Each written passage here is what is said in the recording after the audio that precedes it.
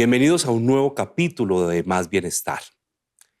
Venimos superando esa etapa compleja, pero también necesaria, de hay vida después del cáncer y complementariamente, como debe ser en Más Bienestar, el ejercicio físico y su relación con la salud mental, la nutrición y su y su vínculo con la salud mental. Y ahora un tema que creo que les va a interesar muchísimo a todos y cada uno de ustedes, un tema que aunque lo vivimos cotidianamente y es parte de nuestro hacer todo el tiempo, no lo pensamos, no lo reflexionamos y pocas veces nos detenemos a revisarlo en nuestras vidas. Estamos hablando de educación económica y financiera. Y el día de hoy, como siempre, tenemos una extraordinaria invitada. Se trata de la doctora Camila Rodríguez. Ella es comunicadora social de profesión. Tiene una maestría en comunicación corporativa con énfasis en responsabilidad social, un magíster en educación y en educación inclusiva e intercultural. Y actualmente es candidata a el magíster en algo que va a ser muy interesante y que aquí lo vamos a tratar de entender. Y está relacionado con algo que se denomina la economía del comportamiento. Ella adicionalmente ha consolidado una trayectoria durante más de 10 años como consultora y educadora, y a través de su desempeño como directora ejecutiva en CREE Colombia han venido trabajando en temas relacionados precisamente con educación financiera y económica, y por esa razón la hemos invitado de manera muy especial el día de hoy para adentrarnos con ustedes en un mundo muy interesante que tiene que ver qué relación existe entre las finanzas y la salud mental.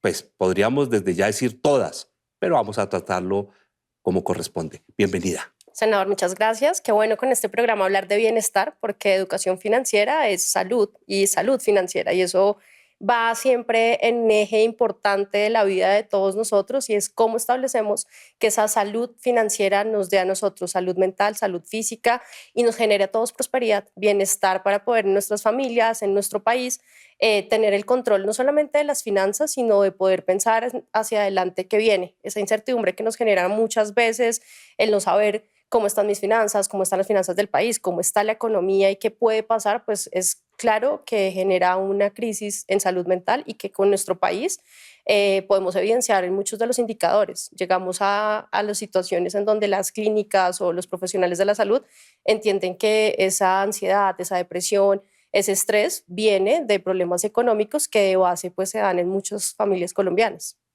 Y de hecho yo recuerdo en mi práctica clínica la relación estrechísima entre el estado de las finanzas de una persona, de su familia, y su estar. Yo recuerdo muchísimo la relación, por ejemplo, entre violencia intrafamiliar, que no la justifica, Claro. y un deterioro o falta de claridad en los roles económicos de la familia y de la pareja. También recuerdo en muchísimos de los momentos que vivíamos con las crisis conyugales, la relación casi siempre era como el detonador, ¿no? El disparador.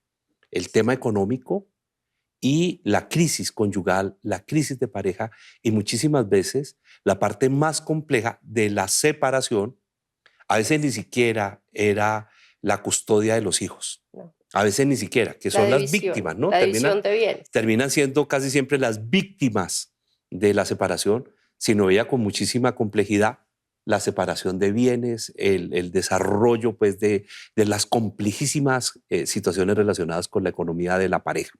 Así que es un hecho, ¿no? Hay un vínculo estrecho. ¿Cómo lo ha visto usted a lo largo de su experiencia? Pues es importante entender que las finanzas es algo muy privado, y en las familias y en los hogares colombianos se vive casi que en la misma nivel, en donde hablamos de la salud física, en la economía y las finanzas, cómo ellos manejan los recursos y cómo quién es el proveedor. Evidentemente es una relación de poder también, en donde es intrínseco la relación de quién es el proveedor, quién administra los recursos, quién genera ingresos, quién genera gastos, y darle un rol a cada uno de los participantes en el hogar, pues evidentemente va a ayudar a entender que sí podemos establecer un punto de equilibrio. Pero también hay un reto ahí, y es que paradójicamente en las familias quien tiene el proveedor, ese rol en el hogar, tiende a ser el que recibe una carga en la salud mental muy alta, También particularmente es quien tiende a poner las reglas en la casa. Entonces es quien establece esa relación, ese vínculo tan estrecho con el dinero, que muchas veces cuando hablamos de finanzas con las personas en nuestros seminarios, talleres, conferencias, en nuestras estrategias formativas, les da cierto esquezor que uno le vaya a hablar de algo tan privado, porque es como su relación de pareja, es algo íntimo, es algo que cuando llegamos a hablarles de hacer presupuesto, planeación, pues lo primero que nos dicen es como, es que mis finanzas son diferentes, o es que mi economía es distinta, o es que en mi casa yo soy el que proveo, pero mi esposa no hace nada. Y paradójicamente en los divorcios, en situaciones de caos y conflicto, es donde se va viendo esa división de ese rol del poder y quién da el dinero, quién establece reglas, quién establece también esa violencia económica, que es una de las que en nuestro país ya se está hablando. Solíamos encontrarnos una violencia intrafamiliar en los hogares, solíamos encontrarnos una violencia que establecía también esos límites un poco sobre cómo era que generábamos los recursos, pero la violencia económica ya existe, ya se reconoce, está tipificada. Y cuando llegamos entonces a estos espacios con cualquier segmento, bien sea población adulta, bien sea población joven, bien sea la población también ya en una adultez, en esa etapa que nos están llamando ahora el segmento de la época dorada, ¿cierto? De la época de esa economía de nuestros pensionados, nos damos cuenta que las finanzas tienen un tabú, que es algo muy privado, que a la vez es algo que hablarlo genera cierto temor porque me siento No, juzgado. no, y lo más grave no es que tiene el tabú, es que no hay Claro. conciencia sobre la necesidad de educar en finanzas. O sea, la verdad es que vemos con muchísima preocupación, ustedes son los expertos en esto, que la familia, la mayoría de las familias, no tienen principios, procesos, conciencia básica sobre cómo educar financiera y económicamente. Es más, regresando al punto de la violencia económica, gran parte de las razones por las cuales muchísimas mujeres no se separaban, eso ha ido transformándose un poco, pero todavía existe esta relación con la dependencia y la sumisión económica.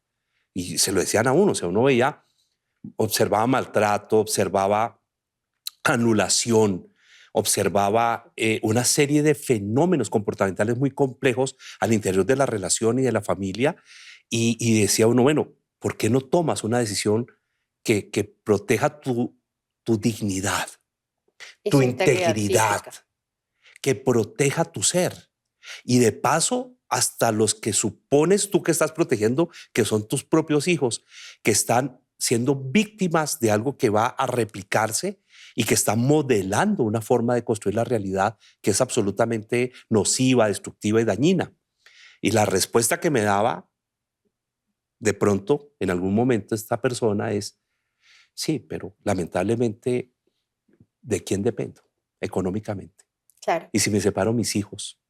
Entonces aquí hay fenómenos relacionados con autoestima, autoconcepto, frustración, ¿sí? Frustración enorme, Altísimo. concepción de fracaso. Ansiedad. Y de ahí se derivan todos estos fenómenos relacionados sobre todo con lo que produce un mal manejo de la economía. ¿Qué produce un mal manejo de la economía? Lo primero que produce es enorme estrés. El estrés. Una persona endeudada es una persona que no duerme y ojalá, lamentablemente, que no tenga además otro tipo de dificultades relacionados con su propio desarrollo humano. Entonces, pesimismo, frustración y arrancan los fenómenos psicosomáticos. Entonces, por ejemplo, hay una estrecha relación, pero estrechísima, entre unas modalidades de gastritis y fenómenos relacionados con mal manejo de las finanzas y de la economía propia, personal. Y obviamente si se es proveedor, todavía peor, Aún más. porque la carga, como tú lo mencionabas, es el doble, ¿no? Por ejemplo, el desempleo, que hoy no lo estamos tocando. Pero si se acompaña además pésimas finanzas familiares y personales, más desempleo, yo recuerdo una persona, recuerdo esto y hago hoy memoria mientras que De hablamos, los casos, claro. que salía todos los días a trabajar, arreglado como si fuera para la oficina, pero no estaba trabajando. Y entonces empezó a empeñar, empezó a hacer todo tipo de maromas hasta llegar a un momento muy delicado que fue el de la estafa. y destruirse y destruir completamente su familia producto de un mal manejo. Así que ese es un tema que está profundamente relacionado con la salud mental. Pero yo quisiera que avanzáramos.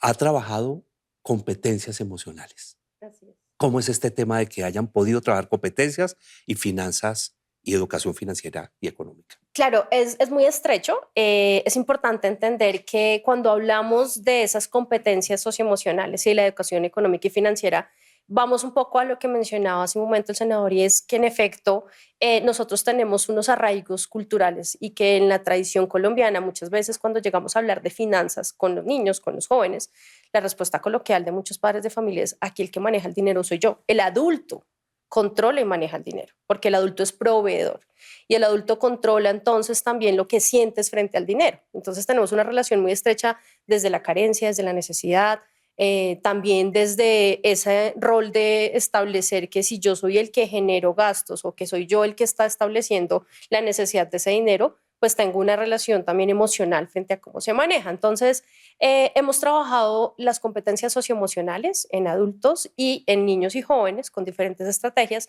favoreciendo que su relación con el dinero y favoreciendo que su relación con el consumo responsable de los diferentes recursos pues sea pensada también desde una manera muy informada, entendiendo que sí nos genera emociones, que sí nos genera también a nosotros la capacidad que tiene el ser humano de entender que no solamente es racional, sino que muchas veces a la hora de tomar decisiones esos impulsos son más intrínsecos en lo emocional, en lo que me genera placer. Y es una respuesta casi que intuitiva en el momento en que en muchos casos las mismas ciencias de comportamiento dicen que las personas cuando están emocionalmente afectadas, tristes, depresivas, con pensamientos negativos, angustiados, tienden a acudir a las compras compulsivas para saciar esas emociones que no están transitando, que no están manejando y que no están teniendo un acompañamiento terapéutico.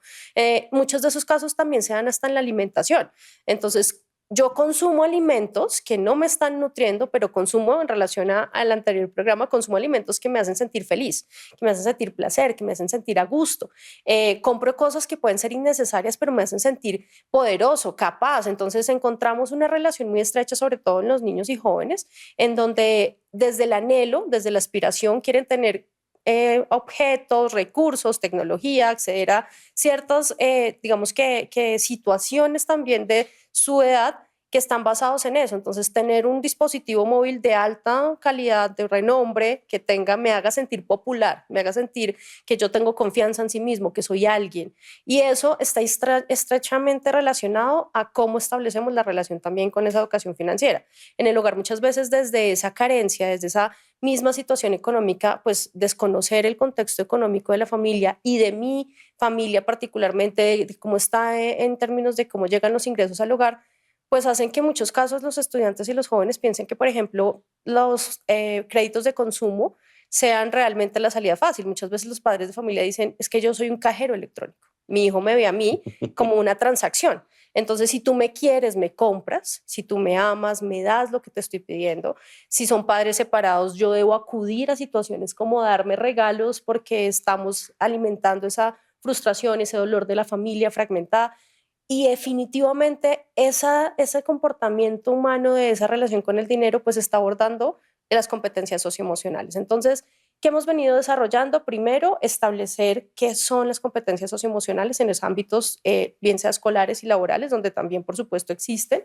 Segundo, entender que es algo que podemos hablar, pero que debemos informarnos y que en muchos casos nos encontramos esos escenarios, y es las situaciones que uno recuerda de talleres, de momentos, digamos, de acompañamiento en las entidades, donde nos dicen: claro, el dinero me genera felicidad, satisfacción, placer, alegría, tranquilidad, y cuando no lo tengo, todo eso se acaba.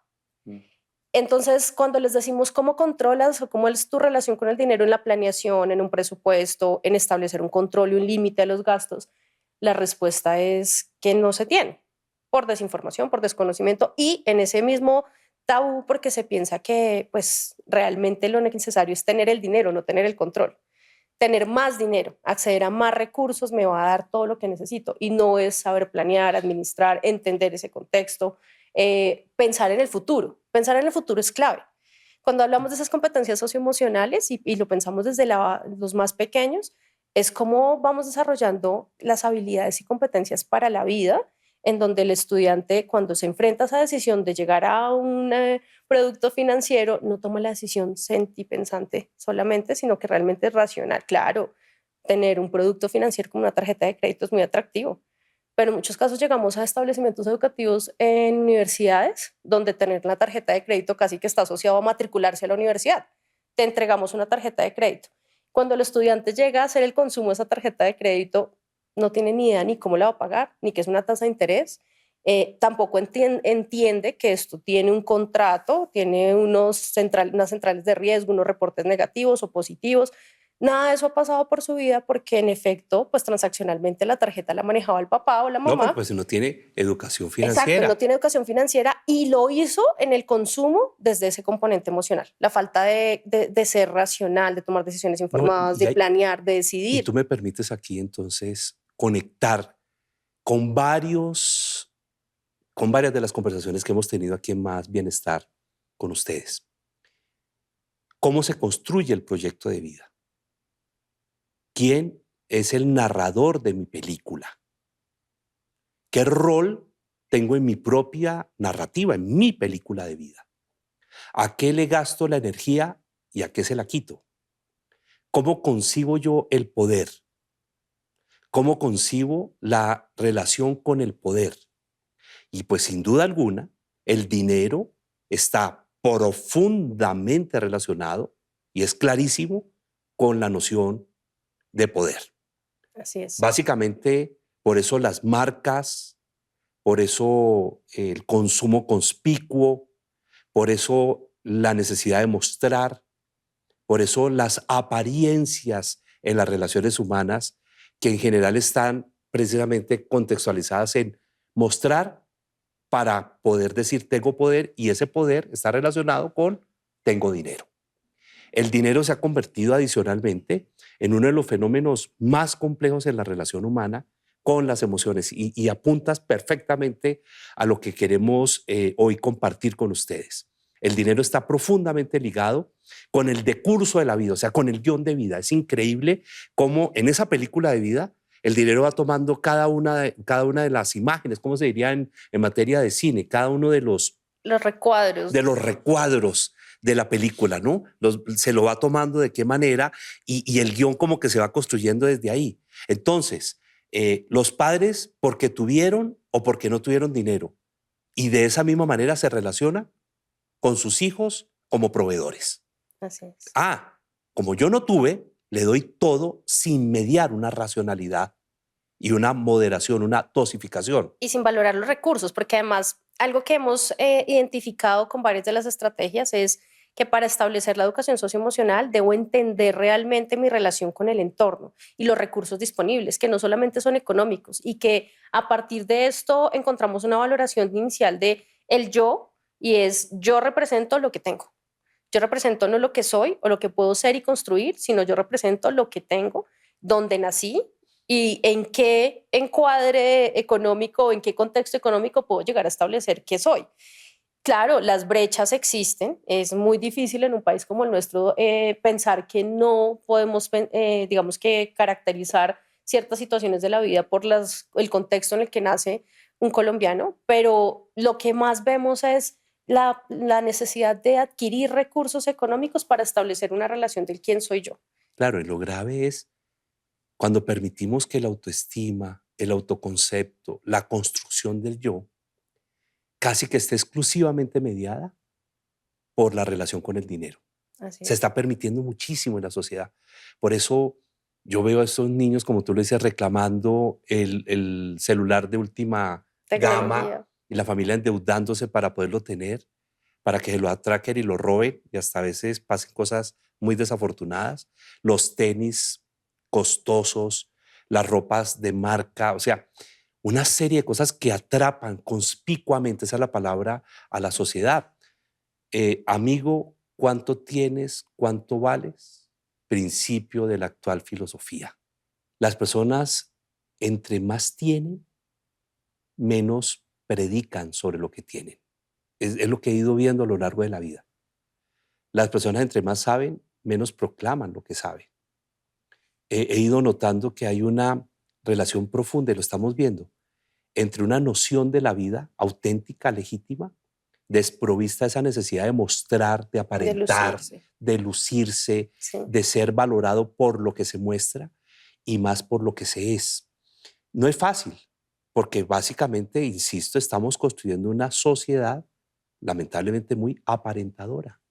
Una sociedad en donde la autoestima, el autoconcepto y las nociones de autoridad, poder y jerarquía están muy relacionadas con el dinero y lo que se muestra desde la posibilidad de tener ese poder en el dinero.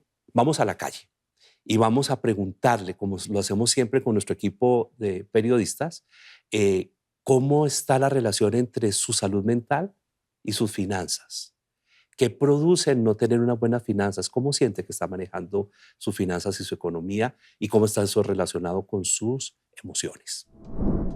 Pues a veces los gastos no dan espera y llega el punto en que te estresas, de pronto la quincena no alcanza, sale un gasto adicional, entonces es preocupante la situación a final de mes sobre todo. Tratar de invertir y ahorrar para así poder tener un estudio de lo que se necesita, se requiere lo básico y lo que se va a necesitar al futuro. La disciplina es el eje fundamental de poder centrarse en esta jungla de cemento donde pues por cualquier cosa tú inviertas dinero o gastas dinero en X o Y cosa y pues eso requiere de una administración. Total, eso incide bastante porque prácticamente altera el ánimo y también la interacción con las personas. Es innegable. La relación entre la salud mental y las finanzas son absolutamente claras. Y el desarrollo de las competencias socioemocionales y la educación financiera y económica, la educación familiar y la educación escolar se convierten hoy en una muy interesante e importante alternativa. Quiero resaltar que hoy tenemos una ley de mi autoría, que es la ley 2491, que introduce en la educación colombiana la inteligencia y la educación emocional a través del desarrollo de las competencias socioemocionales. Estamos hablando de una revolución educativa que empieza a partir de ahora y que incluye elementos como este, pero necesariamente por su vínculo, educación financiera y familiar. ¿Cuáles son esos hábitos positivos que podemos sugerir para que esto se convierta en algo que aporte precisamente desde ya a quienes nos están viendo? Es muy importante que podamos como familias entender que las finanzas es algo que se aborda desde casa y en el ámbito escolar. Que estemos en apertura de planear el uso de los recursos y eso representa reconocer qué recursos tenemos nosotros, ser honestos y transparentes en el hogar frente a nuestros hijos, ocultarles cómo se maneja el dinero o qué dinero tenemos y qué recursos tenemos es el peor error que podemos cometer porque va a desdibujar la capacidad que ellos tienen de poder también exigirnos como familia y como padres el cómo llegamos al consumo de esos recursos. Entonces, enseñar desde el ejemplo es clave. Si usted no sabe cuáles son sus recursos, si usted no entiende cuáles son sus finanzas de base, sus ingresos, cuáles son sus necesidades y cuáles realmente son gastos prioritarios, pues no puede pedir que su hijo no esté exigiendo recursos que él ve también desde ese consumo compulsivo que ven en su entorno también. Entonces, clave es eso, ser transparentes y honestos con el vínculo familiar que tenemos en torno también hacia el dinero, lograr establecer un reconocimiento de los recursos para un presupuesto de base, algo muy sencillo, qué ingresos tenemos, con cuánto contamos en el mes y hacia dónde vamos a distribuirlo, de manera que podamos también pensar en el ahorro y en la inversión. Y si no podemos pensar en un ahorro a futuro, pensar en un ahorro que esté proyectado hacia las emergencias. Cualquier situación de imprevisto que se nos puede presentar constantemente, pues eso resuelve esos hábitos básicos. Y sin duda alguna, hablar del dinero con los hijos transparente, desde entender que es algo que tanto racional como emocionalmente debemos manejar. Hay tres aspectos que yo destacaría de acuerdo a la experiencia que ustedes mismos nos están compartiendo. Uno, la familia. La familia y la noción que la familia desarrolla sobre el dinero y desde esa relación cómo planifica, organiza, comunica y trabaja sus finanzas. Así es. Dos, la escuela. Y el vínculo interesantísimo que existe entre algo que se llama educación financiera y económica y el éxito y el fracaso en la vida, en los medidores que esta misma sociedad ha ido desarrollando como éxito y fracaso. Y en tercer lugar, algo muy importante, cómo introducimos un concepto de responsabilidad en relación con nuestro hacer sobre nuestras finanzas. Creo que ahí hay una reflexión muy interesante. Así es. Y de cara a la ley que lidera el senador, es clave que podamos conocer estrategias que pueden llevarse a cabo en torno al ámbito escolar.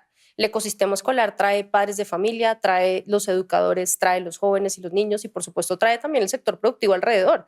Desde nuestras iniciativas está una herramienta pedagógica que lidera el Ministerio de Educación Nacional hace ya más de una década en su construcción, desarrollo y operación en los colegios, y se llama Nueva Pangea, la expedición. ¿Se llama? Nueva Pangea, la expedición. Y es una herramienta que trabaja 3 grandes ejes para construcción de proyecto de vida: la educación socioemocional, la educación socioocupacional y la educación económica y financiera. Y que vincula durante las diferentes etapas en el proceso educativo de los niños y jóvenes el cómo valoramos los recursos, entendemos riesgos y amenazas y comprendemos que está siempre en nosotros entender las emociones y prevenir riesgos que podemos tener a la mano y gestionarlos, y no dejar que llegue el caos, sino que al contrario, cómo gestionamos todos los recursos, incluyendo el bienestar como salud física y emocional, e incluyendo el relacionamiento con el otro. Entonces trabaja muy fuerte esas competencias socioemocionales, y esperamos que para todos los establecimientos educativos permita fomentar que la educación socioemocional es clave en la construcción de un proyecto de vida, y que no podemos esperar que nuestros adultos lleguen a su proyecto de vida y a su etapa ya laboral y activa y productiva sin poder haberles dado herramientas para la vida. Y este programa obviamente lo hemos titulado Finanzas Claras, Mente en Calma, hemos denominado este programa, porque sí, y se los digo desde mi práctica profesional, toda la vida he visto una profunda asociación de una manera muy importante entre las finanzas de cada quien y su salud mental. Y así no sea el disparador, muchas veces coadyuva y está profundamente relacionado con el estar y con el bienestar. Bienestar, con el estar y el bienestar. Muchas gracias. No, aquí estaremos, y qué alegría poder establecer que esto llegue a los pares colombianos y que toda esta capacidad de pensar en la salud mental que tenemos aquí, pues realmente le brinde herramientas a cada uno de ustedes para fortalecer esa salud mental y el bienestar, sin duda alguna. Bueno, espero que estemos todos ya lápiz y papel trabajando, porque creo que nos tocó empezar a planear y a planificar y organizar mejor esto. En general, todos tenemos posibilidades de mejora, los que lo están haciendo, y los que no, pues introducirnos en el mundo de la educación financiera y económica. Nos vemos en un próximo capítulo de Más Bienestar.